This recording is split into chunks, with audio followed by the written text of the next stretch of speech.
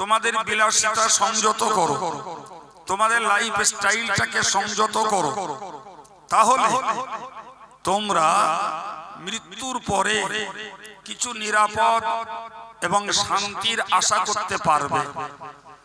কিন্তু জীবন যদি তোমাদের সংযত না হয়, তোমাদের চালচলন, তোমাদের আচার আচরণ, তোমাদের আখলাক আমল, তোমাদের রুজি রোজগারের মাধ্যম, এগুলিকে যদি তোমরা সংযত না করো, তাহলে তোমাদের পরবর্তী জীবনটা হবে অত্যন্ত ভয়াবহ এবং বিপজ্জনক।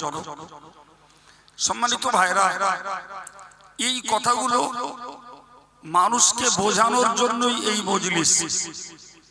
এটি কোনো ট্রেডিশন নয়। বছর ঘুরলে একটা করে সভা দিতে হবে এমন কোন বিধান কোরআন হাদিসে নেই।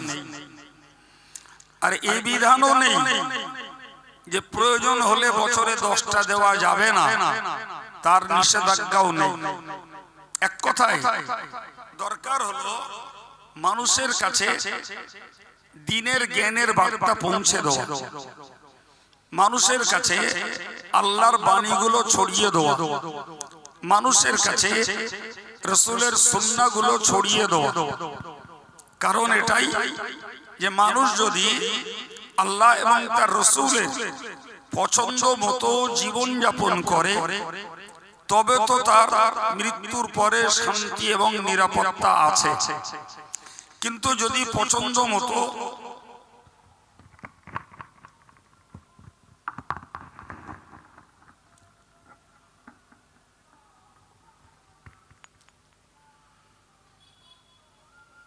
কিন্তু আল্লাহর পছন্দ মতো জীবন যাপন না করলে তাকে ঠকতে হবে।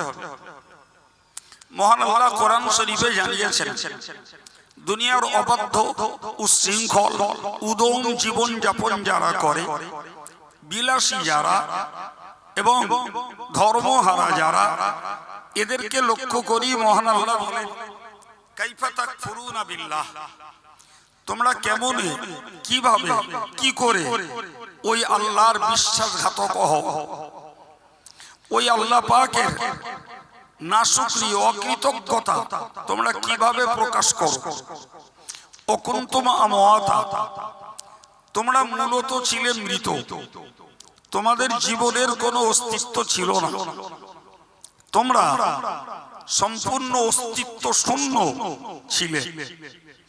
অন্য আয়াত পাকে আল্লাহ বলেছেন, হাল আতা আলাল ইনসান ইনুম মিনাদ দাহর লাম ইয়াকুন শাইয়্যাম মাযকুরা, মানুষের উপর থেকে একটা সময় এমন চলে গেছে যেদিন মানুষ উল্লেখযোগ্য কিচ্ছু ছিল না।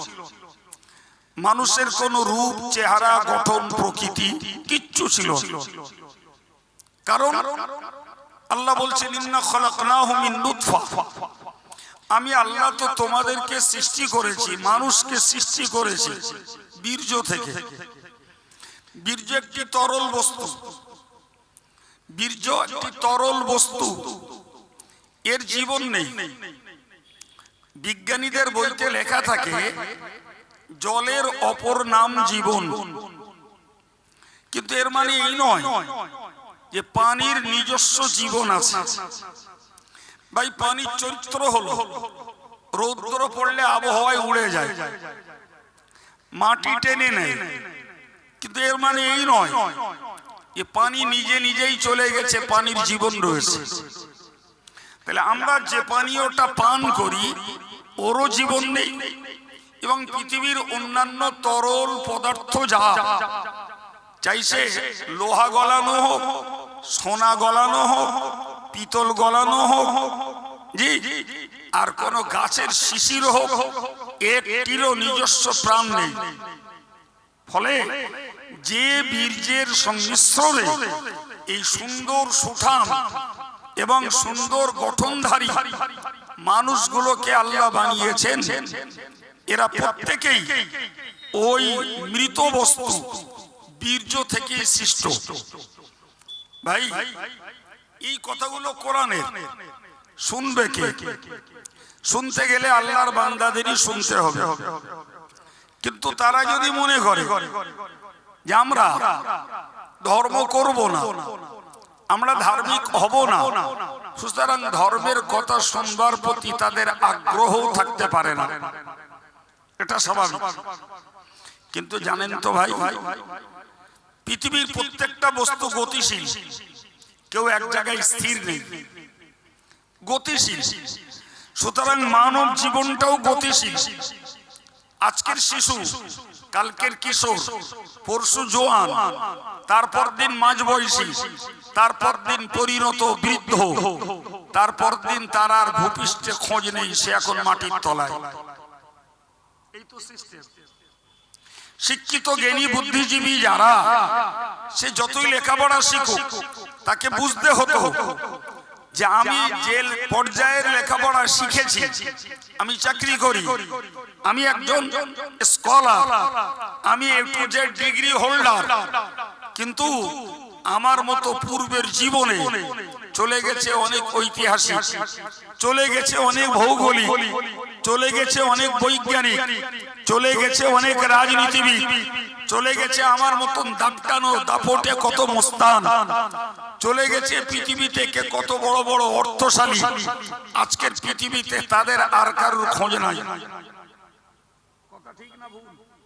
তোমার মতন খুদে একজন শিক্ষিত, তোমার মতন ক্ষুদ্র একজন ধনী, তোমার মতন ক্ষুদ্র একজন বলবান শক্তিশালী, অচিরা কোন মুহূর্তে তুমি আল্লাহর রোষের কবলে পড়ে নিশ্চিহ্ন হয়ে যাবে, তার কোনো নিশ্চয়তা, কোনো গ্যারান্টি কারণ নাই।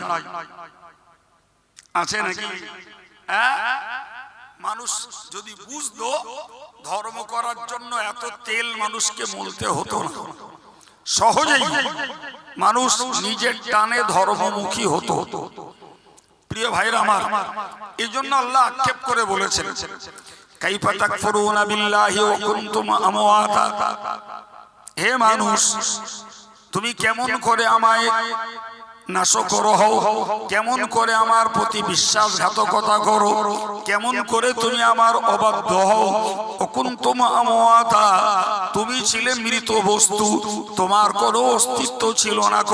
ফাহিয়াকুম, ওই আল্লাহ তথা আমি তোমাকে জীবন দান করেছি। সুবহানাল্লাহ। কোরআন শরীফে মহান আল্লাহ স্পষ্ট করে ব্যক্ত করেছেন।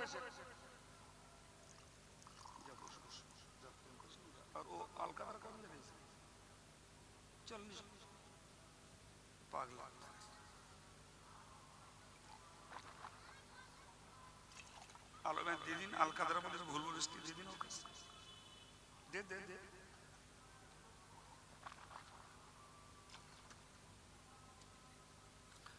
এই আমার কথাটা সত্যি হোক, দেখা একবার।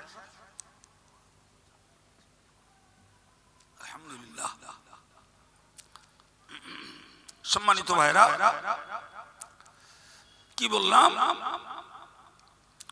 কোরআন শরীফে আল্লাহ বলেছেন, ইয়াখরুজু মিন বাইনিস সুলবি ওয়াত তারাই। মহান আল্লাহ বলেন, পুরুষের বীর্য বার হয় তার শিরদাঁড়া থেকে, আর মায়েদের বীর্য বার হয় তার বুকের মাঝখান থেকে। এই দু জায়গার দুটো মানুষের দু ফোঁটা বীর্য একটা কারখানায় পড়ে, সেটি হলো মায়ের জরায়ু। এটি মায়ের গর্ভাশয়, যেখানে সন্তান উৎপাদন হয়। প্রিয় ভাই আমার, কারিগরি আল্লাহ, শিল্পী আল্লাহ, তার অপার নৈপুণ্যতায় আমাদের মতন সুন্দর অঙ্গ বিশিষ্ট এবং সুন্দর গঠন প্রকৃতির এই মানুষগুলোকে আল্লাহ মায়ের গর্ভে বানান। সুবহানাল্লাহ। সম্মানিত ভাইরা, মায়েরা একটু ভেবে দেখুন, মায়ের গর্ভে কিভাবে সন্তান প্রজন্ম হয় আমরা জানি না, কিন্তু আল্লাহর কুদরতের একটা নিদর্শন আমরা দেখি, খুব সহজেই বুঝতে পারি। আমার মায়েরা হাঁস আর মুরগির ডিমগুলোকে বাচ্চা তুলবার জন্য মুরগির পেটের তলে দেয়। আমাদের গ্রাম্য ভাষায় একে বলে তা দেওয়া। একটা ধাড়ি মুরগি, তাকে নিয়ে ওই একটা পাত্রে ডিমগুলো দিয়ে বসিয়ে দেয়। তা দেওয়া মানেই হলো অন্য কিছু না, এটা হলো তাপ দেওয়া। তার মানে এই পালকের তাপ ওই মুরগির ডিমের ওপরে কি হাঁসের ডিমের ওপরে পড়ে। 20 দিন 22 দিন পরে সুন্দর একটা চন্দনে পিকপিকে বিচিত্র রঙের একটা বাচ্চা বেরিয়ে আসে। জোরে বলুন, আর একটু মন খুলে বলুন। আপনি বলুন না এবার বাস্তবটাকে ভেবে। ডিমটাকে ভাঙলে পেতাম একটি হলুদ কুসুম আর কিছু সাদা লালা আর কিছু। এটা কোন বিজ্ঞানের কারিগরি, কোন শিল্পীর শিল্প নৈপুণ্যতায় একটা ডিমের কুসুম আর একটা সাদা লালা এটাকেই একটা সুন্দর বিচিত্র রঙের পিকপিকে বাচ্চা আল্লাহ পার করে দিলেন। একবার জোরে বলা যাবে না সুবহানাল্লাহ? এই জন্য কোরআন শরীফে আল্লাহ বলেছেন ইখরিজুল হাইয়া মিনাল মাইয়িত। আমি আল্লাহর কুদরত হলো, আমি আল্লাহর অসাধারণ ক্ষমতা হলো, আমি মৃত বস্তু থেকে জীবন্ত প্রাণী বার করি। আর একটু মন খুলে, তা আমার জন্ম মায়ের গর্ভে কোন প্রক্রিয়ায় হয়েছিল আমি কিছুই জানি না। আপনার জন্ম কেমনে হয়েছে মায়ের গর্ভে আপনিও কিছু জানেন না। কিন্তু বাস্তব চোখে যেটা দেখি, ওই ডিমের কুসুম আর সাদা লালা থেকে সুন্দর বাচ্চা তৈরি করে আল্লাহ এই দুনিয়ার মানুষকে উপহার দিচ্ছেন আমাদের ভোগের জন্য। তাহলে এখানটায় কোনো কারিগরি, কোনো যোগ সাজস, কোনো সংযোগ কিছুই বুঝি না। সম্পূর্ণটাই বুঝতে হয় আল্লাহর ইচ্ছা এবং তার অসাধারণ ক্ষমতার খেলা। ঠিক না?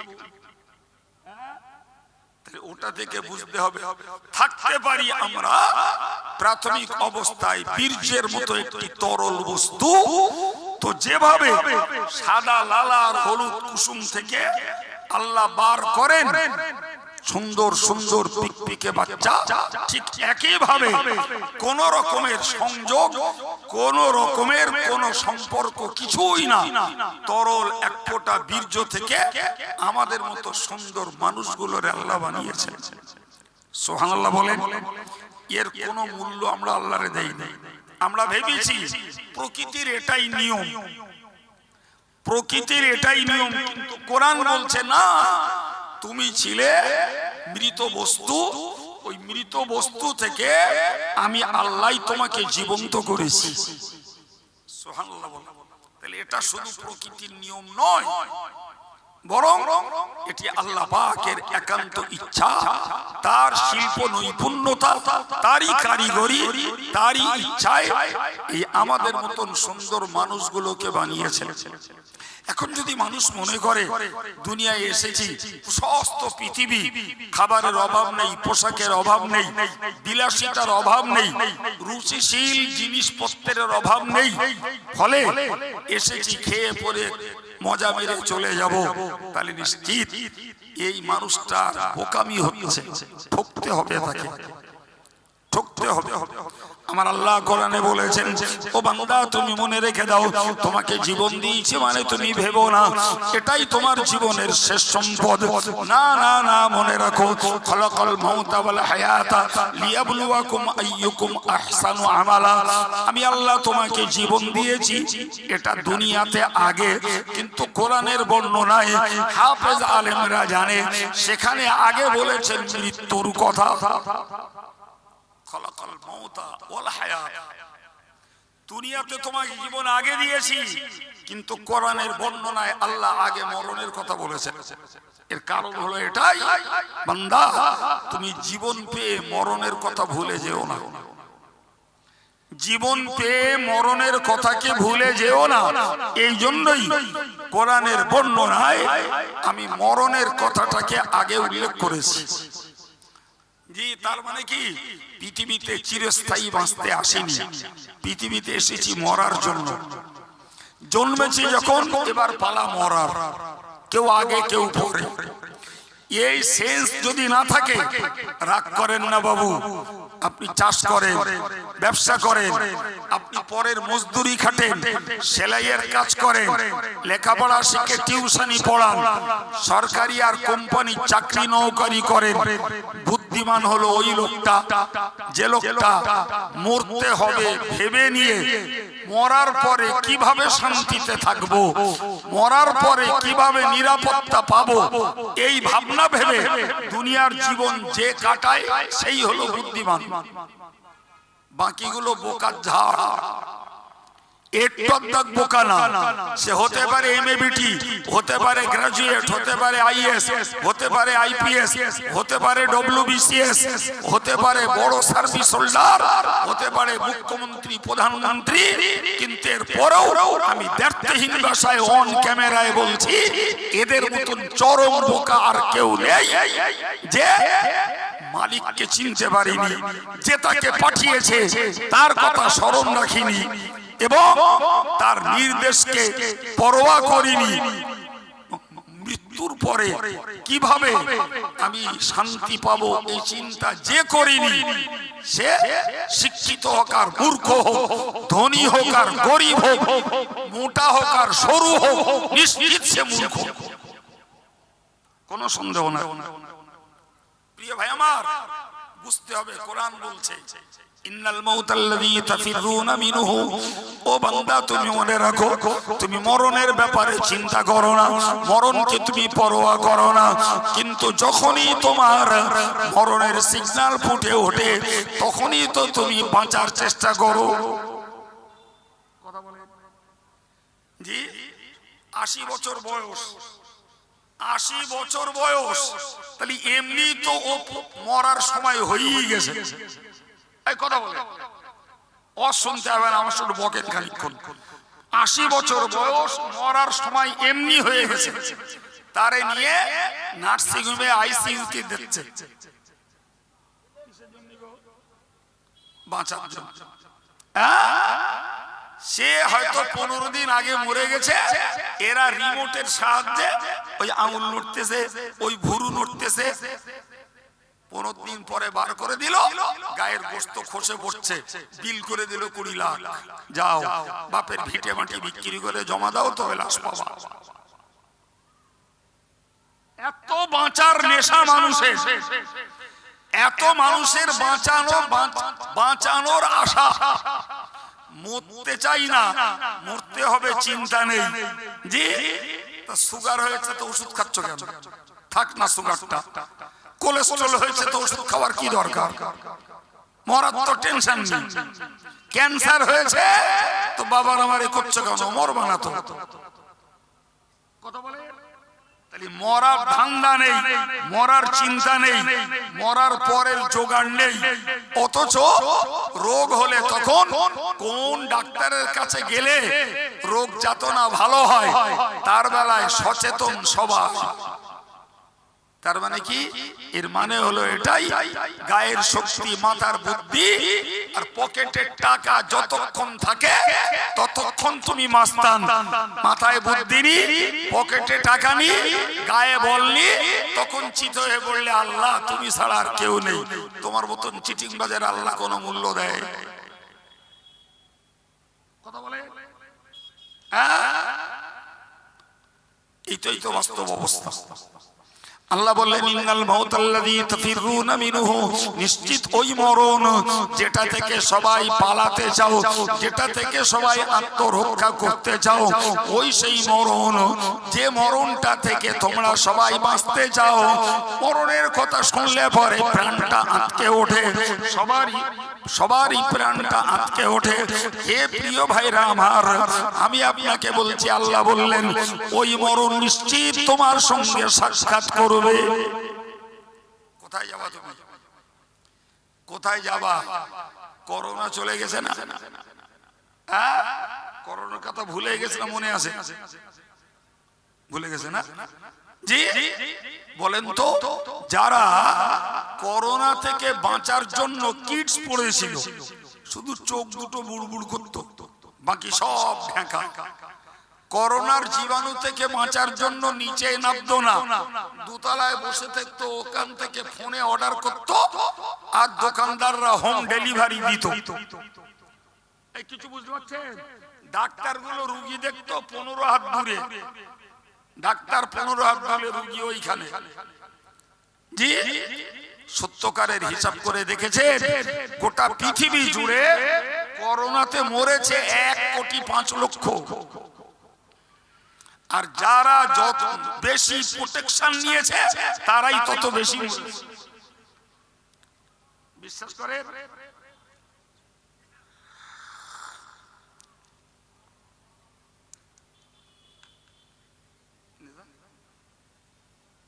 তোর সম্মান রেখেছে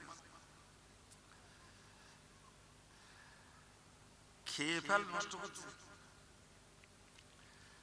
প্রিয় ভাইরা আমার শোনেন, একটা রহস্যজনক গল্প বলি। তুমুল করোনা চলছে, এক ফকির গেছে ভিক্ষা করতে, এক ভিখারি ভিক্ষা করতে গেছে। এখন বাড়িওয়ালা তারে ভিক্ষা তো দেবে না, ওজন বেশ খানিকটা বকাবকি করল। বকাবকির সার কথা হলো, তুই এই বাড়ি বাড়ি ঘুরছিস আর কোথাকার জীবাণু এনে কোথায় ছড়াচ্ছিস, তুই জানিস না করোনার পিরিয়ডে লোকে ঘরে থাকতে বলেছে, আর তুই লোকের কাছে ঘুরছিস আর লোকের জীবাণু তুই কুড়ুচ্ছিস। কথা বোঝা গেল? ফকির সাহেবের বাড়িওয়ালা বেশ ভালো করে জাপটায়। ফকির সাহেব শুনে টেনে বলল, স্যার একটা কথা বলবো। বগুড়া জেলায় বলছে, আপনি একটু ফোন করেন যে এই করোনায় বগুড়া হসপিটালে করোনায় মারা গেছে কটা ফকির।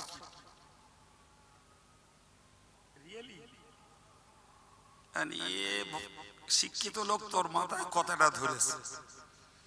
এখন ওর হসপিটালের সঙ্গে যোগ ছিল, ও ফোন করেছে হসপিটাল সুপারকে, স্যার আপনাদের এই করোনার পিরিয়ডে কতজন মারা গেছে? তো যে পর্যন্ত আমার এতে 342 জন মারা গেছে। এতে ফকির কটা আছে? তো বলছে তা জানি না, তবে উল্লেখযোগ্য ফকির একটাও নেই। যা মারা গেছে শিক্ষিত, ধনী এবং অর্থশালী বা এই টাইপের লোকজন বেশি। ফকির উল্লেখযোগ্য কেউ মারা গেছে আমার নলেজে নেই। ফকির সাহেব তখন বলছে, স্যার যদি এখনো ভালো বলছি বাঁচতে চান, এই ঝোলানে বাইরে বেরোন, আপনারও করোনা হবে না। জুতো কেরাম ভিজিয়ে শুধু বলেছে না, ওর জুতো ভিজিয়ে মেরেছে। ও দোষ দেখছে ফকিরেরই, তুই করোনা বই আনতেছিস। আর ও চ্যালেঞ্জ করে বলছে কটা ফকির করোনায় মরেছে দেখা যাক। খোঁজ নিয়ে দেখছে বগুড়া জেলার খবর, একটাও মরিনি। ও তখন বলছে যদি করোনা থেকে বাঁচতে চান ঝোলানে বাইরে বেরোন, করোনা হবে না। কি ভাই, কথাটা রহস্যজনক নয়, কথাটা জ্ঞানের। মুসলমান তুমি যদি মুসলমান হও তাহলে তোমার বোঝা উচিত যে আমার মরার আর বাঁচার সময় নির্ধারিত। ওষুধ খেয়েও বাঁচা যায় না, অনেক লেখাপড়া শিখেও বাঁচা যায় না, কোটি খানিক টাকা এটিএম কার্ড নিয়ে ঘুরেও বাঁচা যায় না, হসপিটালে যোগ করেও বাঁচা যায় না, করোনার কিট ব্যবহার করেও বাঁচা যায় না। আপনি অবাক হয়ে যাবেন। আমি এই আশপাশের কোথাও একটা নাম বলবো না, বললে অনেকে চিনে ফেলবে, যে একটা লোকের করোনা হয়েছে। তা আমি কানে শুনলাম, লোকটাকে দেখতে এসেছে, দোতলা বাড়ি, তো নিচের তলায় পরিবারের কেউ নেই, ছেলে নেই, মেয়ে নেই, বউ নেই, কেউ। লোকটাকে একটা ঘরে রেখে দিয়েছে, দরজা জানলা বন্ধ করা। তো লোকটা সেখানে, তো লোকটা ততক্ষণে 27টা অক্সিজেনের সিলিন্ডার টেনেছে, 27টা, এবং অল টাইম 10 নম্বর পয়েন্টে অক্সিজেন চলছে। তাহলে বুঝতে হবে তার করোনার মাত্রাটা কত কঠিন হয়ে গেছে। তো আমি যে গাড়িটা রাখতে, তার ভাইরা এলো, আমার সঙ্গে সালাম কালাম হলো। সালাম কালাম করে বললে, হুজুর এই বাইরে থেকে একটু কথা বলে, জানলাটা একটু খুলে দিচ্ছি, যাবেন না ভিতরে, খুব মারাত্মক করোনা। আমি বললাম এটা কোন দেশের কথা? যে একটা লোকে দেখতে এলো, তার সঙ্গে 2 মিনিট কথা বলবো না, কি তার বড় আশা যে হুজুর এসছে যখন একটু আল্লাহর কালাম পড়ে ফু দেবে, এটা আশা রাখে মানুষ। জি জি, তা এরা ভাইরা আমার কোন অবস্থাতেই যেতে দিতে রাজি না।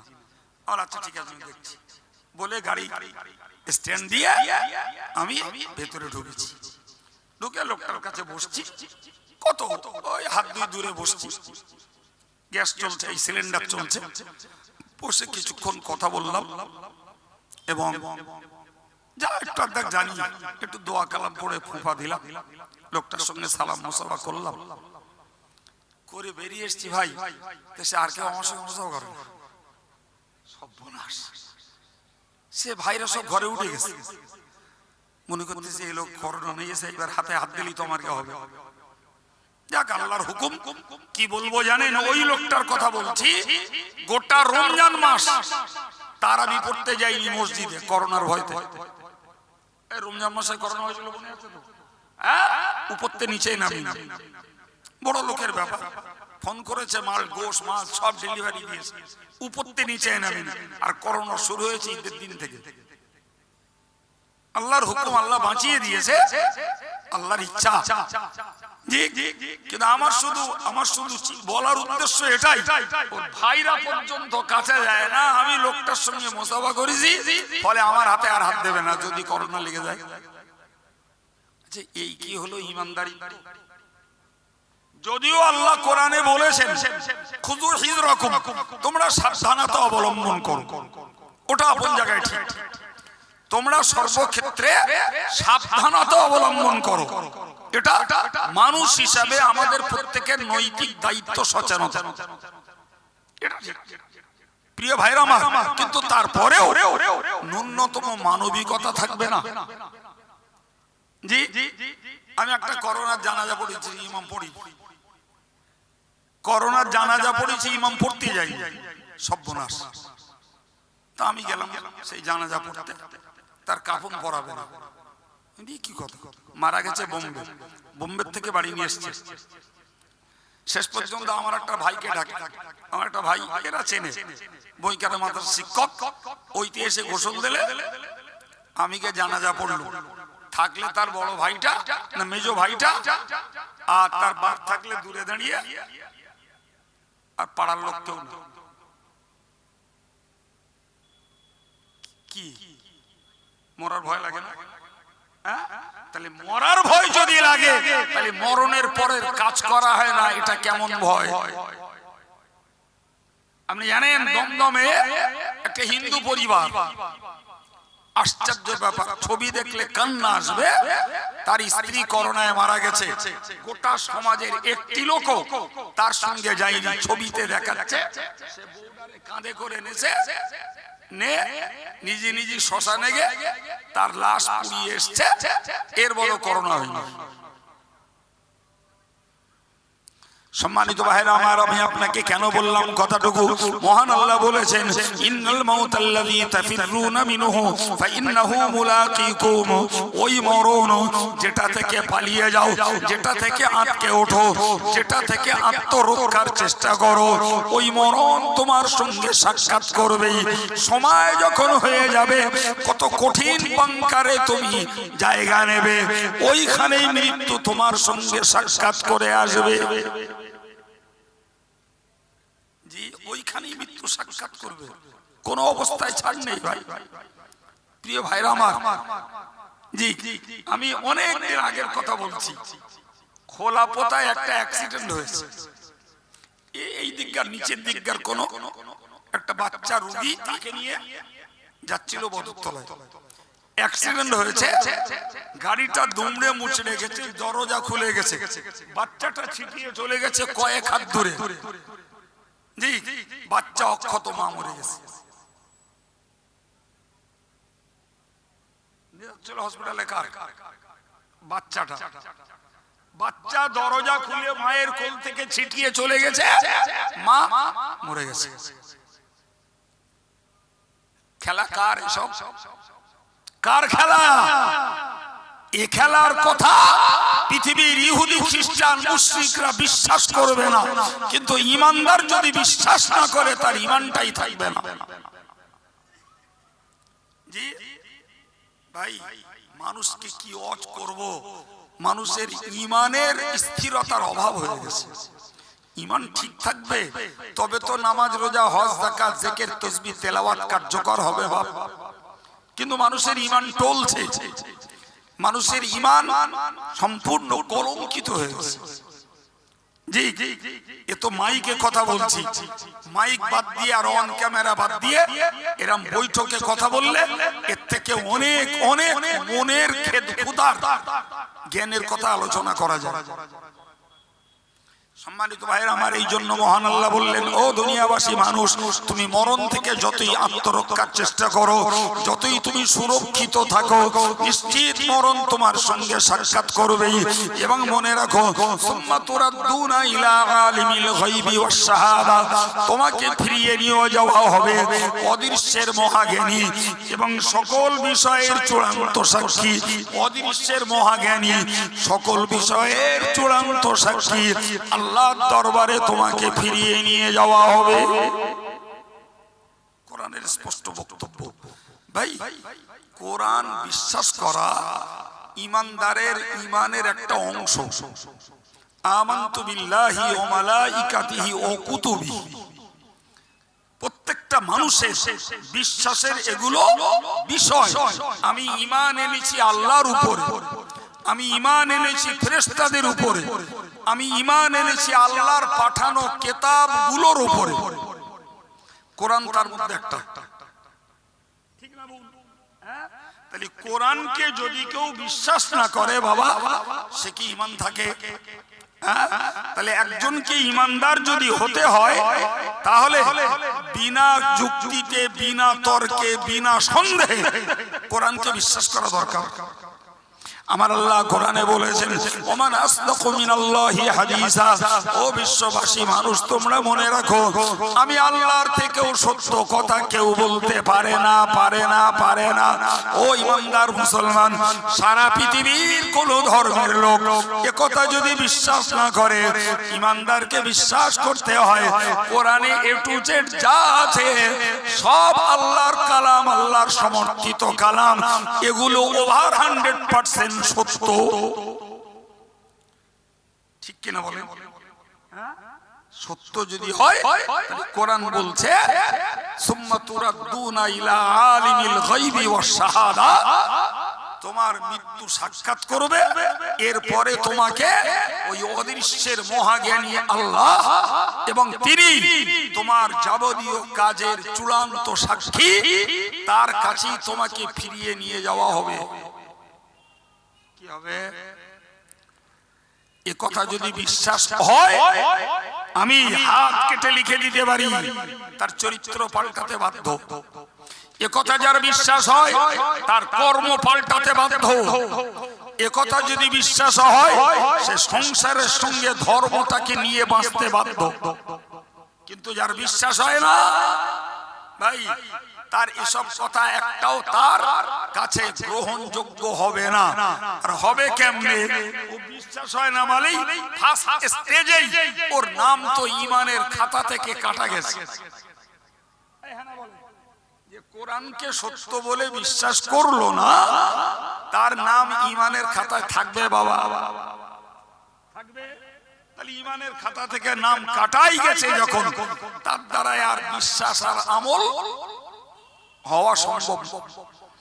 আমার আল্লাহ বলেছেন, ফায়ুনাব্বিউকুম বিমা কুনতুম তা'মালুন, ও বান্দা বান্দি তুমি মনে রাখো, তুমি যখন ওই আল্লাহর কাছে চলে যাবে, আল্লাহর কাছে তোমাকে ফিরিয়ে নিয়ে যাওয়া হবে, তিনি তোমাকে সংবাদ দেবেন যা কিছু তুমি জীবনে করেছো। আমি আব্দুল কাইয়ুম কথা বলছি, এটা আল্লাহ দেখাবেন। আপনারা বসে শুনছেন, এই চিত্রটাও আল্লাহ দেখাবেন। আল্লাহর কোরআন বলেছে স্পষ্টত মনে রেখে দিন ওয়া আখরাজাতিল আরদু আসকালাহা ওয়া ক্বালাল ইনসানু মা লাহা ইয়াওমা ইযিন তুহাদ্দিসু আখবারাহা। মহান আল্লাহ কোরআন শরীফে বললেন ওয়া আখরাজাতিল আরদু আসকালাহা, নিশ্চিত মনে রাখো এই জমিনের উপরে কোথায় ওয়াজ শুনছো, কোথায় মদ খাচ্ছো, কোথায় তাস পিটছো, কোথায় জুয়া খেলাচ্ছো, কোথায় ব্যভিচারে তুমি লিপ্ত, কোথাও গানের কনসার্টে তুমি লিপ্ত, কোথায় তুমি চিত্ত বিনোদনে লিপ্ত।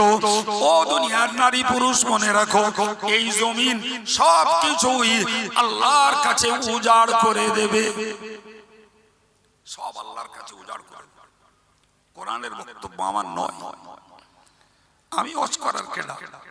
ওয়াজ করে রেখেছেন আল্লাহ, ওয়াজ করে রেখেছেন রাসূলুল্লাহ।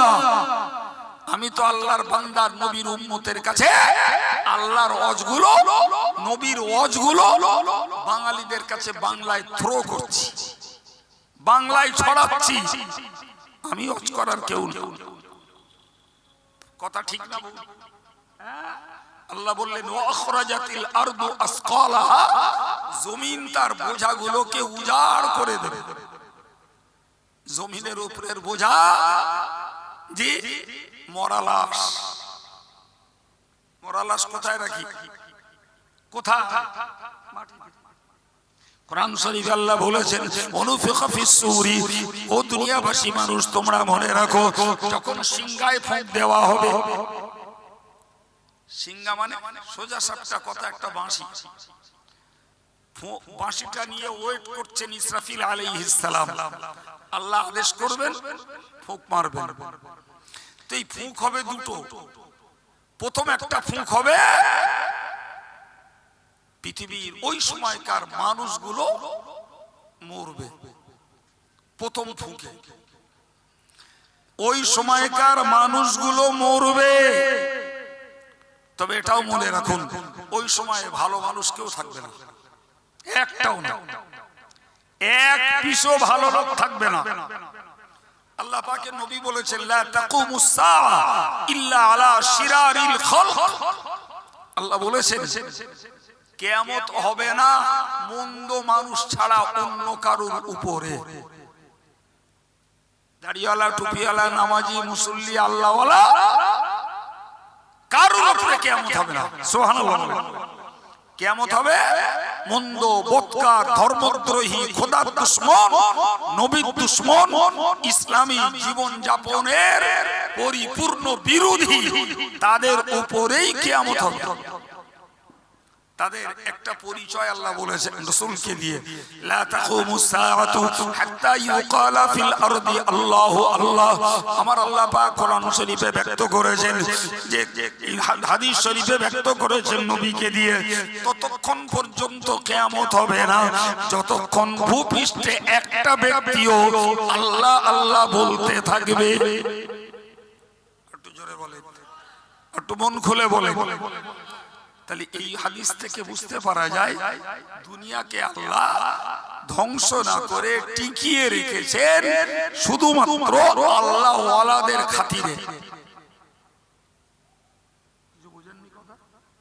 আল্লাহ ওয়ালাদের মহব্বতে, আল্লাহ ওয়ালাদের খাতিরে এই পৃথিবীকে আল্লাহ টিকিয়ে রেখেছেন। জি, তার প্রমাণ ওই হাদিস যে একটা লোক যদি আল্লাহ আল্লাহ বলে আল্লাহ দুনিয়াকে ধ্বংস করবেন না। সুবহানাল্লাহ। জি, যখন সেই লোকটা মারা যাবে গোটা বিশ্ব জুড়ে এক পিস লোক আল্লাহ ডাকবার আর কেউ থাকবে না। তো আল্লাহ যখন ডাকবার কেউ নাই, আল্লাহ ভবের বাজার কেনই বা রাখবে? ধ্বংস করে দেবে। জি প্রিয় ভাইরা আমার, আমি আপনাকে বোঝাতে চাইলাম এই ধ্বংসের জন্য মহান আল্লাহ যে ব্যবস্থাপনা রেখেছেন সেটি হলো একটা আওয়াজ, ইন কানাত ইল্লা সাইহাতান ওয়াহিদা, একটা আওয়াজ। আল্লাহ একটা আওয়াজ দেবেন, ইসরাফিলকে নির্দেশ দিয়ে ওই আওয়াজেই পাহাড় উড়বে, গাছপালা উদাও হয়ে যাবে, আকাশ বিদীর্ণ হয়ে যাবে, জি গোটা পৃথিবীটাই একটা মাঠে পরিণত হবে, ধুধু একটি ময়দান। বিস্তার বিবরণ দেওয়া প্রয়োজন নয়, শুধু আপনাদেরকে প্রসঙ্গটা আলোচনা বোঝাবার জন্য বলছি। জি তাহলে ইসরাফিল যখন সিংহায় ফুঁক দেবেন, কোরআন বলছে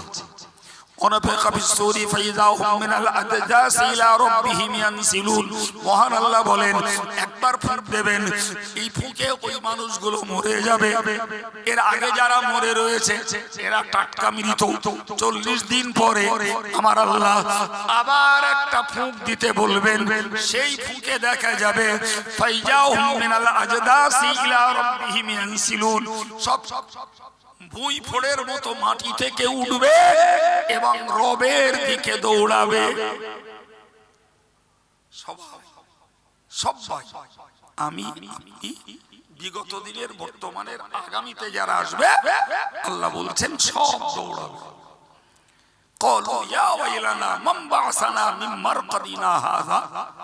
যাবে আর বলবে হায় আফসোস, ব্যাপারটা কি, আমরা তো ভালোই ঘুমিয়েছিলাম, আমাদের তুলল কে তুলল? ওই যে আওয়াজে ঘুম ভেঙেছে ও অনুভূতি নেই। দেখেন না আমরা ঘুমিয়ে থাকি, একটা দুরন্ত আওয়াজ হলে আচামকা ঠেলে উঠি, কি হল ব্যাপারটা কি? ওদের অবস্থা তাই হবে। উঠলাম, তুললো নাকি? তখন নিজেরা বলা বলি করবে হাযা মা ওয়াদার রহমান ওয়া সাদাকাল মুরসালুন, এটা অন্য কিছুই নয়, এটাই তো রহমান অর্থাৎ দয়াময় আল্লাহ। তিনি তো আগেই ওয়াদা করেছিলেন এই দুনিয়াকে ধ্বংস করবেন এবং মুর্দাদেরকে কবর থেকে তুলবেন। ওয়া সাদাকাল মুরসালুন, এবং নবী রাসূলরা এই সত্য কথাটাই তো আমাদেরকে বলেছিলেন।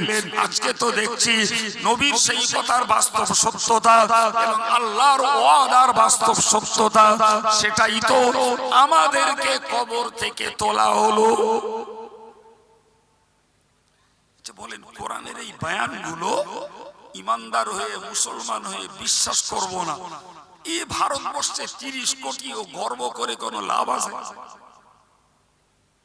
বলেন 30 কোটি যদি এরকম কোরআন অবিশ্বাসী হয় বেশিরভাগ, তাহলে এই 30 কোটিতে মুসলমানের কি উপকার হবে? এই 30 কোটিতে মসজিদ কেমনে রক্ষা হবে? এই 30 কোটিতে মাদ্রাসা কেমনে রক্ষা হবে? এই 30 কোটিতে সরকারের অত্যাচার কি করে বন্ধ হবে? এর মধ্যে অনেক তো এরকম রয়েছে যারা মুখে বলে হ্যাঁ কোরআন আল্লাহর কালাম, কোরআন আল্লাহর কিতাব, এটাকে বিশ্বাস করি। কাজ সার্চ করলে দেখা যায় একটাতে ওর বিশ্বাসের মিল নেই। কোরআন বিশ্বাস করে, নামাজ পড়ে, জি, অথচ যাকাত দেয় না, রোজা রাখে না। কোরআন বিশ্বাস করে, জিকির করে না। কোরআন বিশ্বাস করে, সুদ বন্ধ দেয় না। কোরআন বিশ্বাস করে, মদ বন্ধ দেয় না। কোরআন বিশ্বাস করে, তাস জুয়া বন্ধ দেয় না। কোরআন বিশ্বাস করে, মেয়েরা বেপর্দা বাদ দেয় না। কোরআন বিশ্বাস করে, মেরে খাওয়া বন্ধ করে না। কোরআন বিশ্বাস করে, ফাঁকিবাজি বন্ধ করে না। কোরআন বিশ্বাস করে, মিথ্যাচারিতা বন্ধ করে না। কোরআন বিশ্বাস করে, ভাইয়ের হক নষ্ট করা বন্ধ করে না। এরা কোরআন বিশ্বাস করে, ব্যভিচার বন্ধ করে না। কোরআন বিশ্বাস করে, লটারি বন্ধ করে না। কোরআন বিশ্বাস করে, বন্ধন বন্ধ করে না। কোরআন বিশ্বাস করে, সমিতি করা বন্ধ করে না। কোরআন বিশ্বাস করে, গান বাদ দেয় না। কোরআন বিশ্বাস করে, ফ্রি ফায়ার আর পাবজি বাদ দেয় না। কোরআন বিশ্বাস করে, নেমটো মেয়েলোকে ছবি দেখা বন্ধ করে না। তোমার বিশ্বাসের দেড় নেওয়া দাম আছে? বলেন আল্লাহর সঙ্গে প্রতারণা করা হচ্ছে, আর মনে মনে করছি যা পারো করো, নামাজটা পড়ো। ফকটের ধর্ম। হ্যাঁ, ইসলাম শুধু নামাজ, 6666টা আয়াত শুধু নামাজ, নবীর 7 লক্ষ হাদিস শুধু নামাজ। হ্যাঁ, কি সুন্দর প্রতারণা বিলাপ দিয়ে বলে দিল যা পারো করো, নামাজটা পড়ো। এ মনে মনে করলো এই তো লাইন ক্লিয়ার। জি প্রিয় ভাই আমার, এই জন্যই বলেছিলাম এদের ঈমান টলছে, ঈমানের স্থিরতা নেই, ঈমানের মজবুতি নেই। সেখানে ধর্ম জীবন করবে কেমনে? ও ধর্মের প্রতি মহব্বত আসবে কোথা থেকে? ও আল্লাহর মহব্বত আসবে কোথা থেকে? রসুলের মহব্বত আসবে কোথা থেকে? ওর কলিজায় কবরের আযাবের ভয় কোথা থেকে আসবে? হাসরের দিনের বিভৎস কাণ্ডের ভয় কোথা থেকে আসবে? ওর পুলসিরাত পার হওয়ার ভয় কেমনে আসবে? ওর জাহান্নামে যাওয়ার ভয় কেমনে আসবে? ওর ভিতরে তো ঈমান নাই। ও ভয়গুলো করতে গেলে তো মূল বুনিয়াদ ঈমান থাকা লাগবে। সেটাই তো গলত, সেটাই তো ঘুম ধরে গেছে, সেটাই তো কলঙ্কিত হয়ে গেছে, সেটাই তো নেক কাজ বাদ দিয়ে আর পাপের কাজ করে সেটাকে কালিমা লিপ্ত করেছে। ও কেমনে জীবন চরিত্র সোজা করবে? জি প্রিয় ভাই আমার, আমি আপনাকে কি বোঝাচ্ছিলাম? আমি আপনাদেরকে বোঝাচ্ছিলাম যে তোমাকে এই হাসরের ময়দানে কবর থেকে উঠতে হবে। তুমি বলবে কে তুললো? আবার নিজেরাই বলবে আল্লাহর ওয়াদা পূরণ হয়েছে। কেন তুলবেন বাবু? তুলবেন কি? আল্লাহ তো তুলবেন কৈফিয়ত নেওয়ার জন্য, হিসাব নেওয়ার জন্য। জি কোরআন শরীফে আল্লাহ বলেছেন, ওয়া ইন্না আলাইকুম লাহাফিজিন কিরামান কাতিবিন ইয়ালামুনা মা তাফআলুন। ও বান্দা বান্দি, তোমরা মনে রাখো তোমাদের কাছে রয়েছে সংরক্ষণকারী ফেরেশতা। আমরা জানি, না জানলে মুখস্থ রাখুন। ফেরেশতারা নূরের তৈরি। নূর মানে আলো। একটু বলেন না বাবা, আলোর কি ওজন আছে? আলো কি জায়গা দখল করে? করে বাবা? ও ভাইরা আমার, আমার কাছে ফেরেশতা রক্ষিত আছে। তার ওজন নেই, তার আয়াতন নেই, তার সে কোনো জায়গা দখল করে না। ফলে আমাদের সকলের কাছে ফেরেশতা নিয়োজিত রয়েছে, অথচ তাদের কোনো অনুভূতি ভার ভর কিছুই আমরা উপলব্ধি করতে পারি না। ঠিক না ভুল? এটাই তো বাস্তব যুক্তি। ফেরেশতা নূরের তৈরি, তার ওজন নেই, তার আয়াতন নেই, কিচ্ছু নেই, ভার ভার কিছুই বোঝা যাবে না। তিনি অলক্ষ্যে আল্লাহ রেখে দিয়েছেন। কিসের জন্য? কিরামান কাতিবিনা ইয়ালামুনা মা তাফআলুন। তারা হলেন সম্মানিত লেখক, তোমরা যা করো তা সব জানে। কি হবে? তাহলে এদিকে ফেরেশতারা লিখছে যা করছি, কিচ্ছু বাদ দেয় না। ওদিকে আগে বললাম এই মাটির উপরে যা করছি, মাটিও একটা সাক্ষী থাকে। ফেরেশতা সাক্ষী, মাটি সাক্ষী। প্রিয় ভাই আমার, এরপরে আল্লাহ সাক্ষী তো আগেই জেনে নিয়েছি। আল্লাহ সাক্ষী, ফেরেশতা সাক্ষী, মাটি সাক্ষী। ভাই কোরআন খুলে দেখুন, কোরআন আর কি বলছে? ইয়াউমা তাশহাদু আলাইহিম আলসিনাতুহুম ওয়া আইদিহিম ওয়া আরজুলুহুম বিমা কানু ইয়ামালুন। আল্লাহর বান্দা বান্দি, মনে রেখে দাও, ইয়াউমা তাশহাদু আলাইহিম আলসিনাতুহুম, তোমার জবান তোমার এগেইনস্টে সাক্ষী দেবে। ওয়া আইদিহিম, তোমার হাত দুটো সাক্ষী দেবে। ওয়া আরজুলুহুম, যে পায়ের উপরে ভর করে মেলায় ঘুরছো, সবার নামে ড্যাং ড্যাং ড্যাং ড্যাং করে দোকান পাশারিতে ঘুরছো, যে পায়ের উপরে ভর করে তুমি হারামের জায়গায় যাত্রা করছো, ওই পা সাক্ষী দেবে তোমার এগেইনস্টে। বিমা কানু ইয়ামালুন, যা কিছুই করেছে তার সাক্ষী তার হাত, তার পা, তার নিজস্ব জবান। তুমি কটা সাক্ষী নেবে বাবা? কটা সাক্ষী? আল্লাহ সাক্ষী, ফেরেশতা সাক্ষী, মাটি সাক্ষী, আমার নিজের অঙ্গগুলো সাক্ষী। এরপরে আমার সাধু হওয়ার আর সুযোগ আছে? যদি হই অপরাধী, সাধু হওয়ার কোনো সুযোগ নাই। কথা ঠিক না? প্রিয় ভাইরা আমার, কোরআনের অন্য আয়াত পাকে আল্লাহ বলেছেন, জানেন দুনিয়ার মানুষের সাধারণ একটা অভ্যাস হলো কথার কথা, মিথ্যা কথা বলা, চিটিংবাজি করা, ধোঁকাবাজি করা, প্রতারণা করা, ঠকবাজি করা। এটা কিছু মানুষের একটা সাধারণ স্বভাব। তো এই জাতীয় স্বভাবের মানুষগুলো কিয়ামতের দিনে যখন এদের কাছে আমল নামাটা ফেলা হবে, কোরআন শরীফে মহান আল্লাহ জানিয়েছেন আমলনামা যখন তাদের কাছে দেয়া হবে তাদেরকে বলা হবে ইকরা কিতাবাক কাফা বিনাফসিকাল ইয়াউমা আলাইকা হাসিবা। ও আল্লাহর বান্দা বান্দি, ইকরা কিতাবাক, তোমার আমলনামাটাকে তুমি পড়ো। কাফা বিনাফসিকাল ইয়াউমা আলাইকা হাসিবা, নিশ্চিত তোমার হিসাবের জন্য তুমি যথেষ্ট। পড়ো আমলনামা। তা বান্দা পড়বে, বান্দা পড়বে, পড়ার পরে বলবে জি, পড়ার পরের বক্তব্য হলো মা লিহাযাল কিতাব লা ইউগাদিরু সগীরাতান ওয়ালা কাবীরা ইল্লা আহসাহা। কি ধরনের আমলনামা? ছোট বড় একটা কিচ্ছু এতবাদ নেই, সব ধরা পড়েছে। কোথায় গালি দিলাম, কোথায় থুতু দিলাম, কোথায় নাক ছিটকিলাম, কোথায় ঠাট্টা করিলাম, কোথায় কার পিছন দিয়ে নল চেলিলাম, কিচ্ছু বাদ দেয়নি, সব এতে লেখা রয়েছে। কি ধরনের আমলনামা? আল্লাহ বলছেন ওয়াজাদু মা আমিলু হাদিরা। বান্দা, তুমি ভূপৃষ্ঠে দুনিয়ার জমিনে যা যা করেছো সব সামনে পাবে। তো বান্দা যখন সব দেখে শুনে নিল, নিয়ে দুনিয়ার চরিত্র একবার শুরু করলো। আল্লাহ, আমি এত পাপের কাজ করিনি, এতে সব বাড়া বাড়া লেখা। আর কি আল্লাহ নেকির কাজ অনেক করেছে, সেসব নেকি এতে নেই। ওই কথাটাই যদি সত্য হিসাবে যুক্তিতে ধরে নেই, তাহলে দোষ হচ্ছে কাদের ঘাড়ে বলেন? ঠিক না? দোষ যাচ্ছে কাদের ঘাড়ে? তাহলে ওই লিপি তৈরি করেছে ফেরেশতারা, তাদের ঘাড়ে। জি, সম্মানিত ভাইয়েরা আমার, আমার আল্লাহ পাক কোরআন শরীফে জানিয়েছেন এই সময়েতে ওদের জবানটাকে সিল করে দেওয়া হবে। ইয়াউমা নাখতিমু আলা আফওয়াহিহিম, ওর মুখটাকে আল্লাহ সিল মেরে দেবেন। তুকাল্লিমুনা আইদিহিম, ওর হাত দুটি আমি আল্লাহর সঙ্গে কথা বলবে। ওয়া তাশহাদু আরজুলুহুম, পা দুটি হাতের স্টেটসম্যান, হাতের বিবরণের পক্ষে সাক্ষী দেবে পা।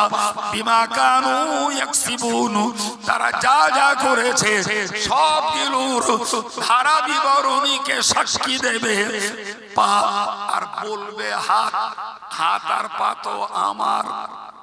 আমার হাত যদি আমার বিরুদ্ধে স্টেটমেন্ট দেয়, আমার পা যদি আমার এগেইনস্টে সাক্ষী দেয়, হে যুবক, এরপরে তোমার বাঁচার উপায় কি?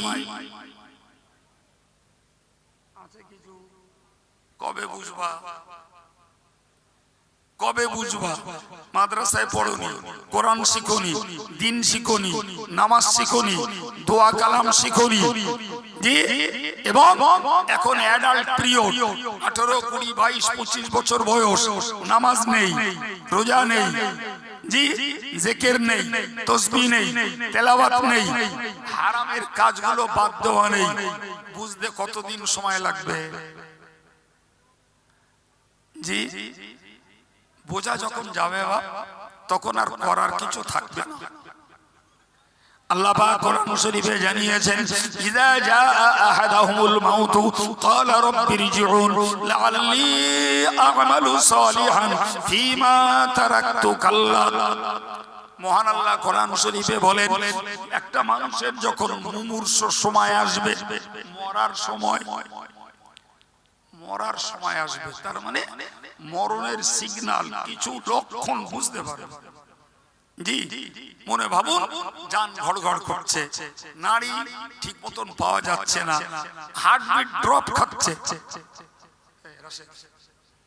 হার্টবিট ড্রপ খাচ্ছে, তখন ও নিজে নিজে বুঝে নেবে মরণ খুব কাছাকাছি।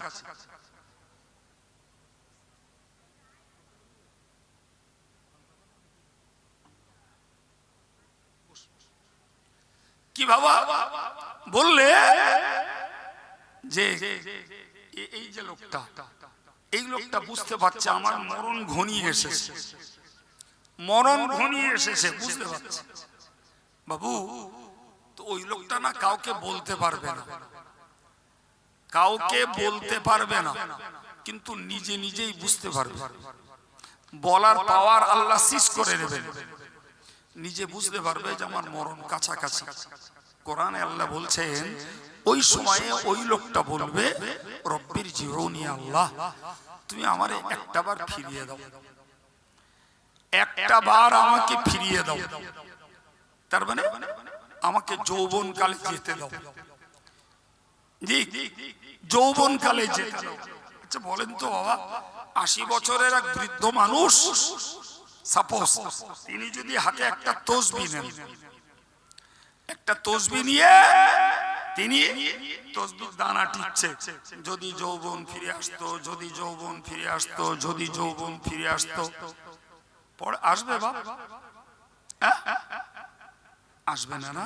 তাহলে যদি বেঁচে থেকে যৌবন ফেরার দাবি করা যায়, সেটা যদি না আসে, তাহলে মরণ দুয়ারে, মরণ সামনে, আল্লাহ তুমি একবার আমায় যৌবন কালে ফিরিয়ে দাও, এ দাবি করার কোনো যুক্তি আছে? আমার আল্লাহ ওই কথাটা কোরআনে তুলে দিয়েছেন কেন জানেন? তুলে দিয়েছেন এই জন্য, এই যৌবন পিরিয়ডে অসচেতন মানুষ যারা, এদেরকে চেতনা দেওয়ার জন্য, এদেরকে জ্ঞান বুঝ দেওয়ার জন্য, যে তোমারও অবস্থা বলো মরণ দুয়ারে ওইরকম হবে, ওই রকমটাই হবে। আমার আল্লাহ শুনবেন, শুনে বলবেন এই বান্দা তুই আজকে ফিরতে চাচ্ছিস, কি করবি ফিরে?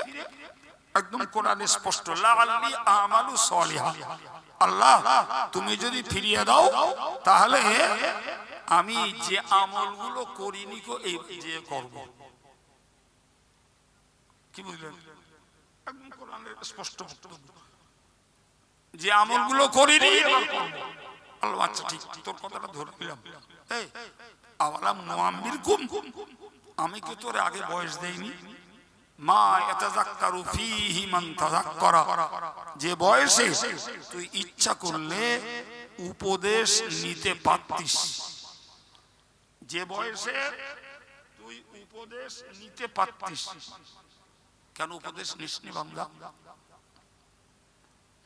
আল্লাহর কথা যুক্তি আছে না নেই? তোর কিশোর জীবন দিলাম, যৌবন দিলাম, তোর মাঝ বয়স দিলাম, তোর বার্ধক্য দিলাম, কোথায় ছিলি? তোর কাছে তো আমার কথা আলোচনা হয়েছে, এই হচ্ছে মসজিদে ইমাম সাহেব বলছেন, জি জুমায় জুমায় বলছেন, তাহলে তোর কাছে আমার বার্তা পৌঁছেছে। তুই সেদিন কোথায় ছিলি বান্দা?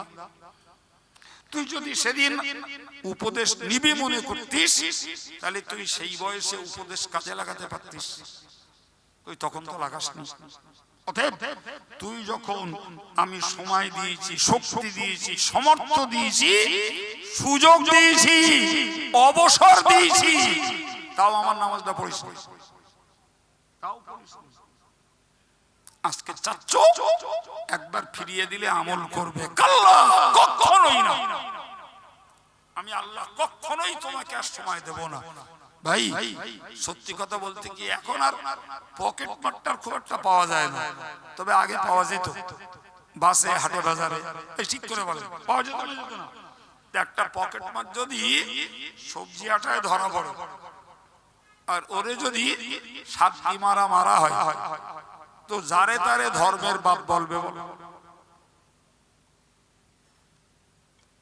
বলেন না? বলবে না? বলবে না?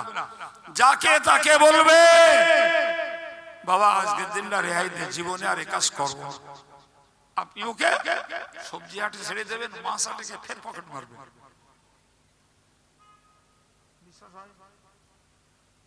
আমি মাঝে মধ্যে এক এক জায়গায় বলি, নাম ঠিকানা কিচ্ছু বলবো না। একটা ছেলেকে, ছেলে মানে মাঝবয়সী লোক, 40+ বয়স, বিয়ে থাওয়া করিনি, নামাজ কালাম পড়ে না। আমি একদিন বলছি, ভাই এতটা বয়স হয়ে গেল, সংসার ধর্ম করেন? তো আমারে বললো, জীবনে একবার আল্লাহ বলিস, আর বলবো কিনা সন্দেহ। ভাই সত্যি কথা বলতে কি, আমার নিজেরই তখন মনে হচ্ছে এর সঙ্গে কথা বলে আমি বড় অপরাধ করলাম, এত খারাপ লেগেছে আমার। তা আমি আর রাগ সামলাতে পারিনি, রাগের মাথায় বলে ফেলেছি, আল্লাহ যদি চায় তোমার বলার সময় দেবে না, খানিকটা হাসলেন। এই কথাটা হয়েছে ধরুন আজকে বেলা 11টার দিকে। আজ দিন গেছে, রাত গেছে, কালকের দিন গেছে, পরের দিন রাত্রি, ফাল্গুন মাস, তখন গরম পড়া শুরু হয়েছে। ইলেকট্রিক অফ থাকে দোতলায়, কারেন্ট নেই, তা নিচে এসছে তো হাওয়া খেতে। এক 400 তালা ওরে নিয়ে একটা দেয়ালের সঙ্গে সেটে দিয়েছে, দিয়ে দিব্যু সে আবার গাড়ি নিয়ে চলে গেছে। দেয়ালটা রাস্তা থেকে অন্তত 15 ফুট দূরে। দেখলি মনে হবে আজরাইল চালাচ্ছিল।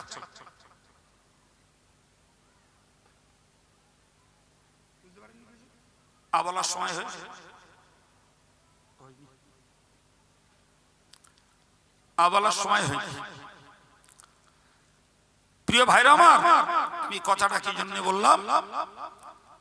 কথাটা এই জন্যই বললাম যে যেখানে আবলার সময়টুকু আল্লাহ দেবেন না, সেখানে এত আত্মনির্ভরশীল জীবনের উপরে কিসে বাবা? শিক্ষা, সংস্কৃতি, অর্থ, বিলাসিতা, দাপটানি, দৌরত্ব কেন বাবা?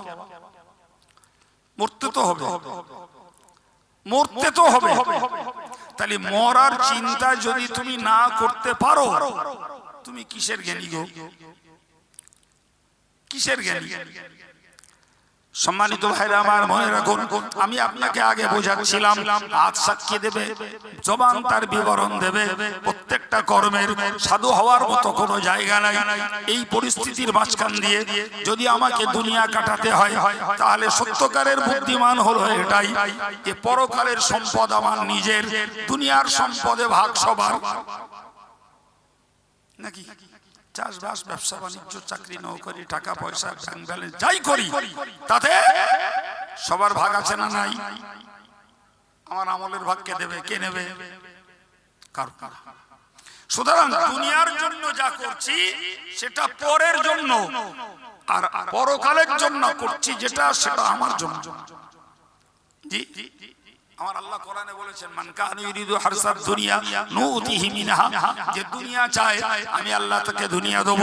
ওয়া মান কানা ইউরিদু হারসাল আখিরাতি নাজিদ লাহু ফি হারসিহি, যে পরকাল চায় আমি আল্লাহ তাকে পরকালের আমলে আরো বরকত দেব।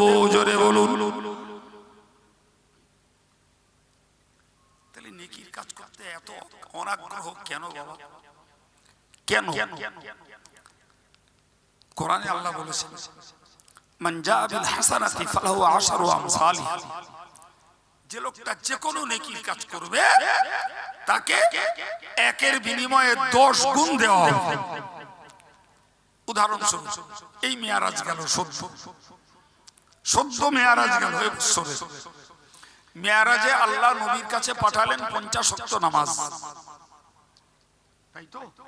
50 ওয়াক্ত নামাজ নবী 5 বার গিয়ে আল্লাহর কাছ থেকে আবেদন করে করে কমিয়ে করলেন 45 ওয়াক্ত, কমিয়ে রাখলেন 5 ওয়াক্ত।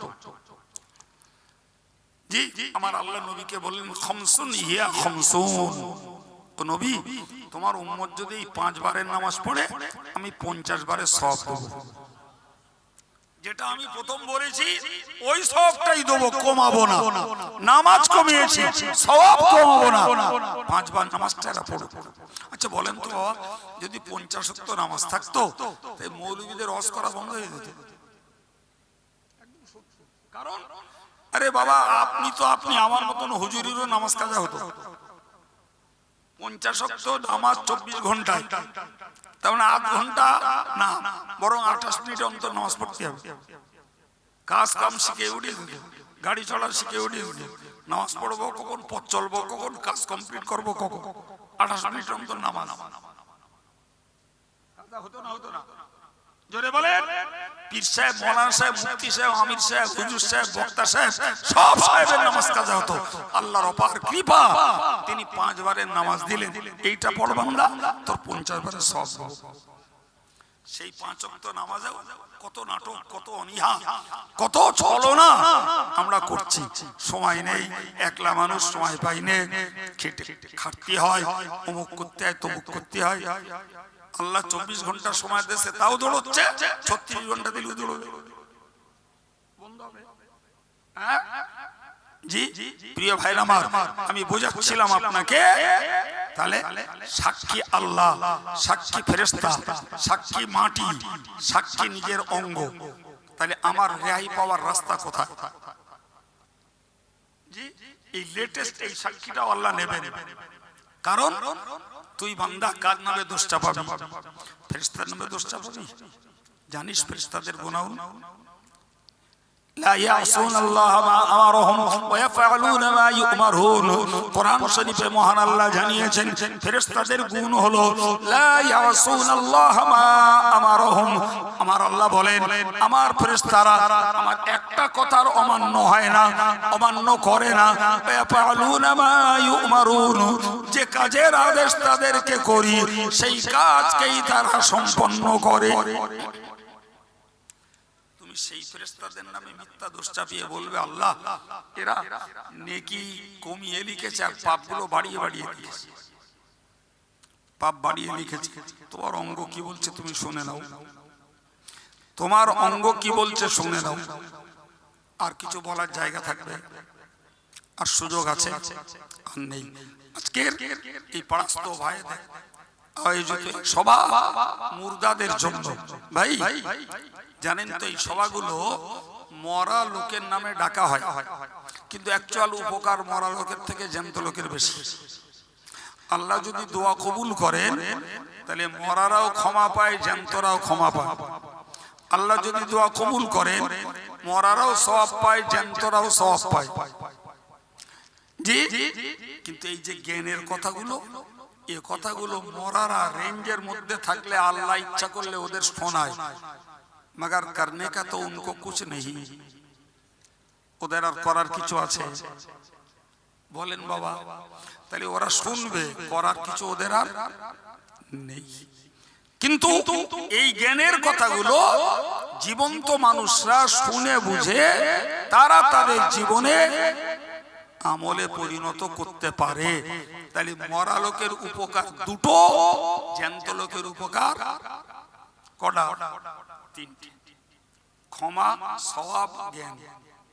আর মরা লোকের শুধু ক্ষমা, শুধু সওয়াব, জ্ঞান নিয়ে কোনো লাভ নাই। জ্ঞান জীবন্তের জন্য, জ্ঞান চর্চায় উপকার হয়। জীবন্ত মানুষ যদি উপকার নিতে চায়, উপকার না নিতে চাইলে কি হবে? জি প্রিয় ভাইরা আমার, আমি বক্তব্য ছাড়তে যাব। জি সম্ভবত মৌলানা আশিক বিল্লাহ সাহেব এখানকার আমার পরের বক্তা, তিনি কথা বলবেন। আমি তার আগে আপনাদেরকে ছোট করে দুটো একটা আমলের কথা বলছি, একটু মাথায় রাখুন বাবু। আমরা দৈনিক চলমান জীবনেরা কিছু না কিছু পাপ আমাদের হয়ে পড়ে। প্রত্যেকটা ভাইয়ের কাছে আমার অনুরোধ, মায়েদের কাছে আমার অনুরোধ, আমরা অন্তত প্রতিদিন রাতে শোয়ার সময় কিছু না পারি তো 100 বার একটু আস্তাগফিরুল্লাহ পড়ব। আস্তাগফিরুল্লাহর বাংলা মানে আল্লাহ আমি তোমার কাছে ক্ষমা চাচ্ছি, পাপ কতটা হয়েছে গুনিনি, কি আমি তোমার কাছে ক্ষমা চাচ্ছি, আল্লাহ তুমি আমার পাপকে মাফ করে দাও। একটা কাজ। 2 নম্বর একটা কাজ করুন আমল আলা ভাইরাও, প্রতিদিন এশার নামাজ পড়ে অন্তত ছোট করে হলেও 100 বার দরুদ শরীফ পড়ুন। 100 বার দরুদ শরীফ, যে দরুদই আপনি জানেন। নিচে একেবারে নিদান পক্ষে যদি বলেন সাল্লাল্লাহু আলান নবী তাও হবে, সাল্লাল্লাহু আলাইহি ওয়াসাল্লাম তাও হবে। সন্ধ্যাবেলা মাগরিবের নামাজ পড়ুন, কিছুক্ষণ বসে কাজ, চার দোকানে যাব, হাটে যাব, জনের দাম দেব, জনের দাম নেব, সব করব। একটু কিছুক্ষণ একটু সুবহানাল্লাহ, আলহামদুলিল্লাহ, লা ইলাহা ইল্লাল্লাহ, আল্লাহু আকবার, কিছুক্ষণ আল্লাহ আল্লাহ করুন। ফজরের নামাজ পড়ে মাঠে যাবেন বাবা, জি কিছুক্ষণ বসে একটু সুবহানাল্লাহ, আলহামদুলিল্লাহ, লা ইলাহা ইল্লাল্লাহ এগুলো একটু আমলে রাখুন। জি আর প্রতিদিন সকাল সন্ধ্যায় 7 বার করে পড়ুন। আমাদের এই হাফেজ সাহেবরা, ইমাম সাহেবরা তারাবির নামাজে 4 রাকাত অন্তর দোয়া করেন, দোয়ায় বলে আল্লাহুম্মা আজিরনা মিনান নার। 29টা রোজা হলে 145 বার ওই দোয়া কানে পড়ে, আর 30টা হলে 150 বার। তো এই কথাটা মনে হওয়ার কথা, আল্লাহুম্মা আজিরনা মিনান নার বাংলা মানে আল্লাহ তুমি আমাকে জাহান্নাম থেকে বাঁচাও। যারা সকালে 7 বার পড়ে আর মাগরিবে 7 বার পড়ে, আল্লাহ পাক তাদেরকে জাহান্নামের আগুন থেকে নাজাত দেবেন, ঈমান সহ আল্লাহ তাদের মৃত্যু দেবেন। তো যারা আমল করে না বাবু, তারা আমার সামনে কারা আছে আমি জানি না, তাদেরকেও আমি উৎসাহিত করছি। আর যারা আমল করেন তাদের জন্য এ জাতীয় আমলগুলো করা খুবই সহজ, খুবই সহজ। যত করবেন আল্লাহর প্রতি তত মহব্বত বাড়বে, তত টান বাড়বে। আল্লাহ পাক এই মাহফিলকে আমাদের জন্য হেদায়েত ও নাজাতের ওসিলা হিসেবে কবুল করেন, বলুন আমিন।